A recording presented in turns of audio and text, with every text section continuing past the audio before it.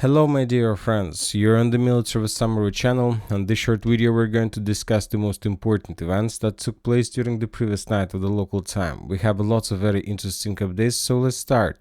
And first let's talk about Putin's visit in Vietnam, more precisely about his statements he made there. The most important of them are following. Russia does not need a preventive strike, because in a counter-strike the enemy will be guaranteed to be destroyed. The Russian Federation's proposals for settlement in Ukraine will not last forever. Russia's conditions for settlement in Ukraine will change depending on the situation on the contact line. I'll remind you that a few days ago, the president of Russian Federation made a proposal to Ukraine to stop the special military operation, and for this they need just to abandon the territories of Kherson, Zaporozhye, Donetsk and Lugansk regions. As we know, as we understand, Ukrainians refused this proposal.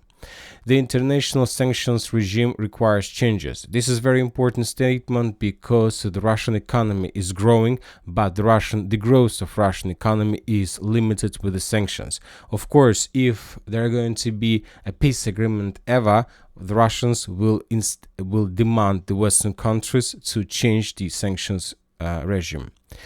More important updates, more important statements. For Russia, a strategic defeat will mean the end of its statehood, which means there is no need to be afraid. We must go to the end. And this is also a very important statement, because when talking about the Western countries, if Western countries lose the battle for Ukraine, probably it will not change anything. But if Russia loses the battle for Ukraine, as Putin told, this will mean the end of its statehood, and everybody in Russia understands this. The West will hang all unpopular decisions on Zelensky and change him in the first half of the next year. You may ask why the Western countries will hold Zelensky for so long. The thing is that if the Western countries could, they would change him this year, but the main problem in this case is upcoming winter. If you remember, we discussed during the previous videos that most likely during the upcoming winter, the regular Ukrainians will have energy and electricity maybe 2, 3, 4, 5 days a day, not more. And this is going to be a very difficult winter. And of course, it's better to bypass the upcoming winter with Zelensky and then to replace him with somebody new who will promise Ukrainians that he will fix everything by the, let's say, next winter. But we understand that nothing will be changed. If Kiev links negotiations with the Russian Federation with the withdrawal of Russian troops, then this will never happen.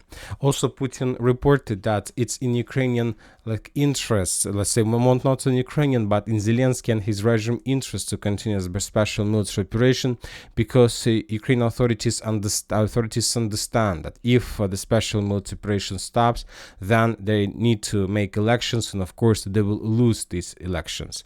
Very interesting statements is that NATO is moving to Asia, which poses a threat to the security of Russian Federation. And I'll remind you that currently Putin have already visited Korea, now he have visited Vietnam, and one of the agreements Russia signs with these countries is not to allow anybody, neither the Russians nor these countries, to sign any agreements that can cause damage to each other. And another important thing is that Putin said that he knows nothing about any member of Ukrainian Rada being ready for negotiations. So this is the Putin statements, very important, which confirms that first of all the special military operation will continue, and the second thing is that the Russians are expecting the beginning of the second greatest counter-offensive operation that is going to take place probably in Kharkiv and Zaporozhye area. And as we understand, this counter-offensive is going to start these days. Maybe today, maybe tomorrow, maybe the counter-offensive has already started, but we just haven't received any updates about this.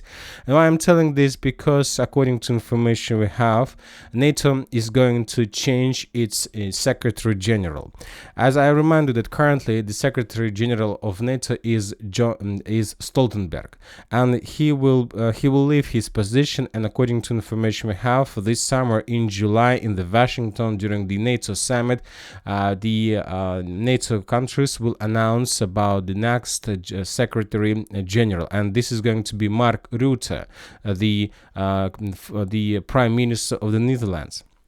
So of course, from this perspective, it's better for the NATO countries to begin attack right now, right while Stoltenberg still on his position. Because if they start right now and during the next 20-30 days Ukrainians are defeated, then they can blame Stoltenberg and can blame him and make him responsible for a failure. Of course, NATO countries don't want to make Mark Rutte, let's say, to be responsible for failed attempts to attack during Ukraine's counter-offensive. They want to start with him with a white list, and they want him to be clear and with a very good reputation. They don't want to change the Secretary General during the year, of course, as a result of, let's say, different failures of this person. And if NATO countries in Ukraine are able to get some results, of course, it will be very good if Mark Rutte in the beginning of July will become in charge of NATO and will continue developing the possible Ukraine counteroffensive. So that's why we are going to see something in the very near future. But we also know that the Russians continue preparing the line of combat contact. If you remember, yesterday we discussed the use of FAB 3000, very heavy explosion. Let's take a look at this video once again. Of course, the Western countries and Ukrainians are shocked, and I follow different Telegram channels of different soldiers, different brigades on the ground, and they are shocked. They're publishing and reposting this video, asking their commanders and authorities, where is the weapon? Where is the weapon we, the Ukrainians, can use against the Russians, against these, let's say, FAB 3000?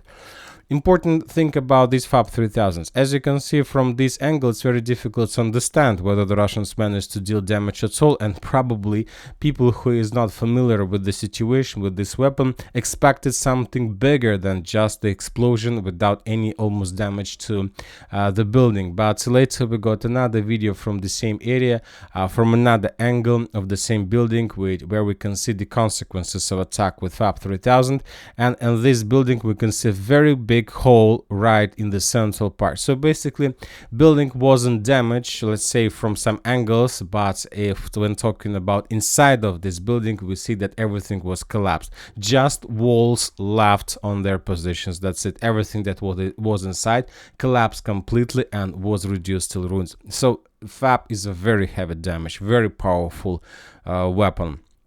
As for the Ukrainians, they have already begun the preparation for counteroffensive, or they have finished the preparation, very difficult to understand. And during the previous 24 hours, 48 hours, the Ukrainians, let's say, conducted massive drone and missile strikes all over the entire territory of Russia. There was a significant number of explosions in Yeisk. For example, in this video, we can see the consequences of another attack. We see a very big fire anomaly, and according to information we have, the Ukrainians were targeting and destroying and bombing the Russian fuel depots, and this is the fire anomaly almost in the same area, and maybe this is the fire anomaly that we've just seen on this video. For example, a little bit further in the southern direction, in the vicinity and inside of the town of Krasnodar, we'll also have lots of videos of how the Ukrainians were attacking the Russian fuel depots. Once again, the Ukrainians mainly were targeting fuel depots all over the entire territory of Russian Federation. And also we have deeper inside of the further in direction of Moscow and Tambov, another fuel depot was damaged. So why the Ukrainians are targeting fuel depots? It's very important to collapse Russian logistic Russian aviation strikes by destroying fuel depots if Ukrainians are going to start counteroffensive ever. Now let's move to the line of combat contact, and first we're going to talk about Vovchansk. We got some updates from this territory and details as well. If you remember, according to different mappers we just discussed yesterday, the Russians managed to establish almost complete control over the southern part of the northern Vovchansk, just the forest in the southern part. This one still remains under Ukraine control. Today we got additional details. We have some videos of how the Russians were bombing the last blocks and the last buildings in the southern part of the northern Vovchansk, which was captured by the Russians according to some sources. Most likely this is true. Maybe today or the day after we're gonna receive first videos of the Russians there. As for the forest in the southern part. Today, the official Telegram channel of Group of Forces North stated that there was a very heavy clashes, that Ukrainians are losing their positions, and that Ukrainians were stick to the river of Vovchansk. As for aggregate plant and as for citadel, we haven't received anything. I'll remind you that yesterday the Ukrainian sources also published very interesting videos of how they were counterattacking the Russian forces in this area. The Ukrainians published the video of how Marines of 36th Brigade were clearing the trenches. Today we have adjusted the map based on that video, and on this video furthermore we have different mappers that have updated their maps as well. And today the Russians reported about the results of those clashes. The Ukrainians sent significant number of forces, and during those attempts to attack, during those attempts to regain lost positions, the Ukrainians lost up to 100 soldiers, and basically haven't even get significant results. As for Gluboka, we don't have a lot, just one report that the Ukrainians tried yesterday to counterattack the Russians. Those attacks were unexpected to the Russians, according to information we have, and the Ukrainians were using up to 50 soldiers and a few personnel carriers. Most of those attacks were repelled, and the Ukrainians lost up to 40 soldiers. Most likely the Ukrainians currently are using former prisoners for these attacks, so that's why they are suffering such a heavy losses. Now let's move to other areas. As you can see, during the previous night we got a lot of geolocations of artillery strikes, FAB strikes, of Ukrainian losses among the artillery systems as a result of counter-artillery duels all over the entire line of combat contact.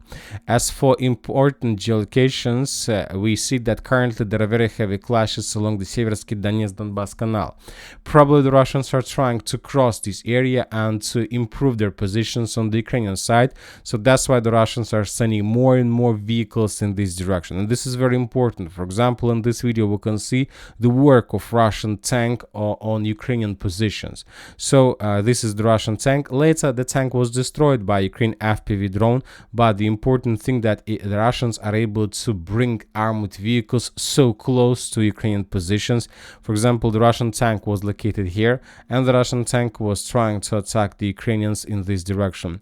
So once again, now the Russians probably will even bypass for now these farms in the northern part of Kalinova. Now the Russians are the main target, the main aim of the Russians is to establish control over something like this.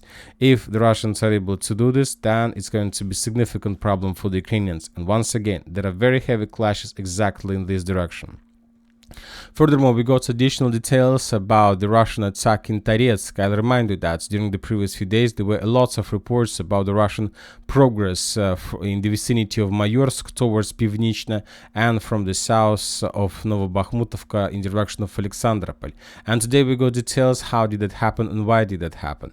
According to information we have, the Ukrainians have redeployed the forces of 24th Mechanized Brigade in the direction of Chasov Yar, and 24th Brigade was and is responsible for the protection of Toretsk. This is the core brigade in this area, and the Ukrainians redeployed some parts of this brigade in the northern direction with the purpose to stabilize the situation in Chasov Yar. The Russians managed to discover that, and as a result, and during the Ukraine rotation process they made a series of attacks that allowed them to improve their position. So nothing more, just a regular tricky activity from the Russian side.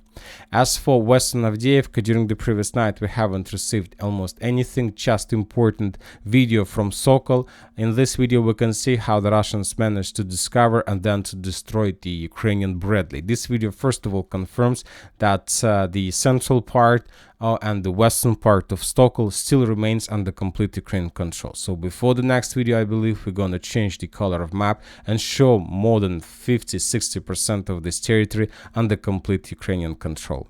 And that's it for the short video. Military Summary channel reminds we condemn any violence in the world. Thank you for watching, subscribe to my channel, put your likes to my Patreon, and have a good day. Bye bye.